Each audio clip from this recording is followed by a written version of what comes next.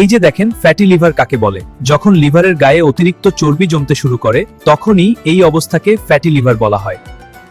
খেয়াল করুন, এই সমস্যার শুরুতে কোনো ব্যথা অনুভূত হয় না।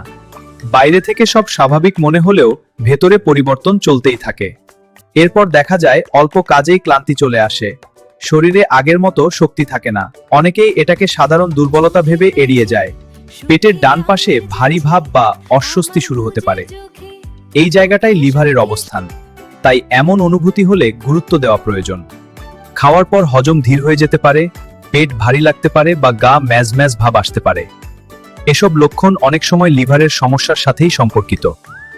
এই লক্ষণগুলো দেখা দিলে রক্ত পরীক্ষা এবং আল্ট্রাসাউন্ডের মাধ্যমে সহজেই ফ্যাটি লিভার ধরা পড়ে। সময় মতো পরীক্ষা করলেই নিশ্চিন্ত হওয়া যায়। সময় মতো সচেতন হলে এবং জীবনযাত্রায় পরিবর্তন আনলে এই সমস্যা বড় হয় না। তাই সচেতন থাকুন, সতর্ক থাকুন। এমন সহজ স্বাস্থ্য কথা জানতে তাসবিহ এর সাথে থাকুন এবং প্লিজ একটি লাইক কমেন্ট করে পাশে থাকুন। আল্লাহ আমাদের সবাইকে সুস্থ রাখুন। আমিন।